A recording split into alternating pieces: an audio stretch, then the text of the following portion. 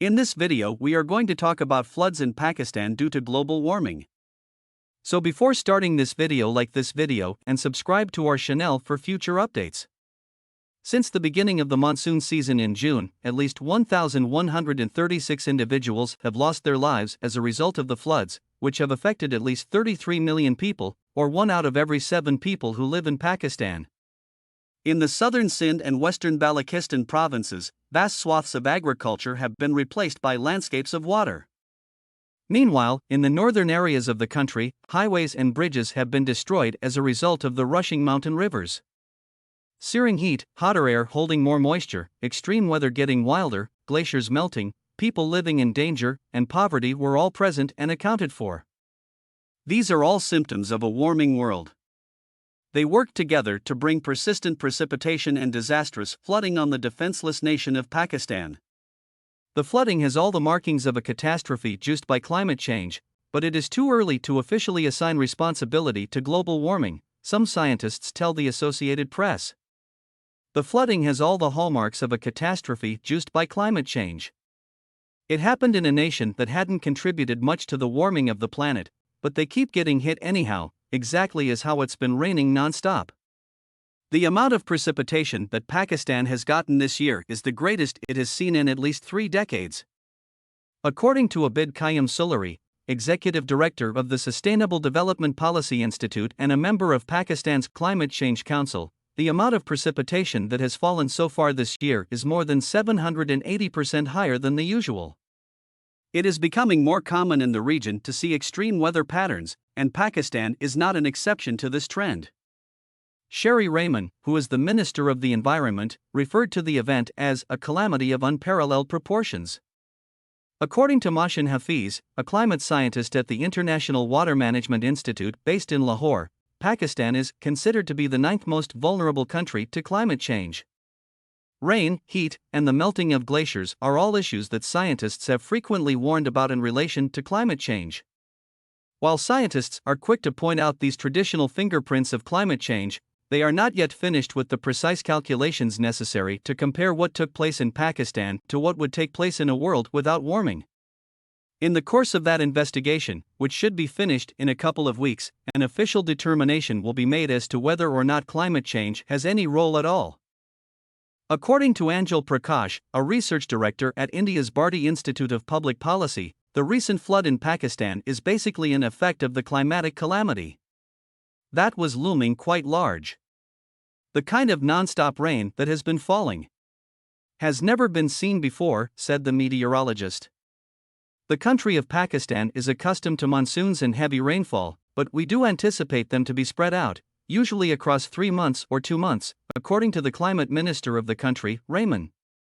According to her, there are typically lulls in the weather, and there is not as much precipitation. On average, 37.5 centimeters, 14.8 inches, of rainfall in a single day, which is over 3 times greater than the national average for the previous 30 years. Neither is it such a drawn-out process. After a period of 8 weeks, we were informed that there is a possibility of another rainfall occurring in September. Jennifer Francis, a climate scientist working at the Woodwell Climate Research Center in Massachusetts, stated that clearly, it is being juiced by climate change. Citation needed. According to Hafiz, the significant flooding was caused by a 400% increase in the usual rainfall in areas such as Balochistan and Sindh, which contributed to the extreme weather event. There have been failures at a minimum of 20 dams. The heat has been unrelenting, just like the rain has been. Temperatures in Pakistan consistently remained higher than 45 degrees Celsius throughout the month of May. 113 Fahrenheit. In locations such as Jacobabad and Dadu, scorching temperatures of more than 50 degrees Celsius, 122 degrees Fahrenheit, were seen at various times. Warmer air is able to contain more moisture, around 7% more per degree Celsius, or 4% more per degree Fahrenheit, and this moisture will eventually fall to the ground, in this case in torrents. Michael Oppenheimer, a climate scientist at Princeton University, stated that strong rainstorms are getting more powerful all around the planet. In addition, he stated that mountains, such as those found in Pakistan, assist in the evaporation of additional moisture as clouds move across the sky. Glacial lake outburst floods are a dangerous phenomenon that can occur when glacial lakes in the Himalayas suddenly release all of their water at once, causing rivers in Pakistan to overflow and causing flash flooding. Glacial lake outburst floods are a dangerous phenomenon that can occur when glacial lakes in the Himalayas suddenly release all of their water at once. According to Raymond, who is in charge of climate policy, we have the largest amount of glaciers outside of the polar zone, and this concerns us. Rather than maintaining their majesty and safeguarding them for future generations and the natural world, we are able to observe them dissolving. The issue is not entirely caused by the changing climate. In 2010, Pakistan was hit by devastating flooding and natural disasters that claimed the lives of approximately 2,000 people. According to Solari, who works for the Climate Change Council of the country, the government did not put into action plans to prevent future flooding by prohibiting the development of dwellings and other buildings in flood-prone areas and river banks. According to experts and government officials, the natural disaster is wreaking havoc on a developing nation that has made a negligible contribution to the global warming crisis. Comparatively, Pakistan has only emitted roughly 0.4% of the heat-trapping gas carbon dioxide since 1959, whereas the United States has emitted 21.5% and China has emitted 16.4%. According to Raymond, those nations that have prospered or gotten rich on the back of fossil fuels, which are actually the problem, are to blame for the current state of affairs. They are going to have to make a very important choice since the globe is getting closer and closer to a tipping point. Due to the fact that our location is where it is, we have unquestionably arrived at that point already.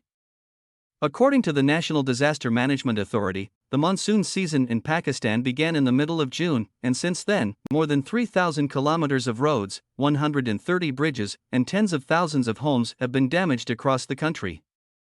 The National Disaster Management Authority, NDMA, predicts that certain regions in the northwest of Khyber Pakhtunkhwa, KP, and the central Punjab provinces could experience very high to an exceptionally high level of flooding in the coming days.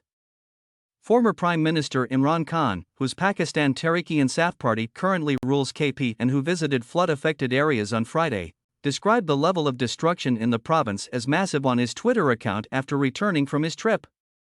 One of the districts that was hit the hardest was the beautiful Swat Valley in the province of Pakistan.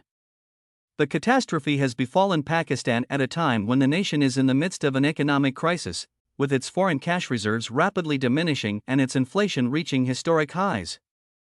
In order to secure a much-needed bailout loan from the International Monetary Fund, IMF, in the amount of $1.2 billion, the Sharif government has reduced spending while simultaneously raising prices for fuel and other utilities. In response, the United Nations has provided funding in the amount of $3 million. According to a statement issued by the United Nations, this will be used for health, nutrition, food security, as well as water and sanitation services in flood-affected areas, with a focus on those who are most vulnerable. What do you think about this video? Do let us know in the comments section below. If you want to hear from us again, make sure to hit that subscribe button before you go.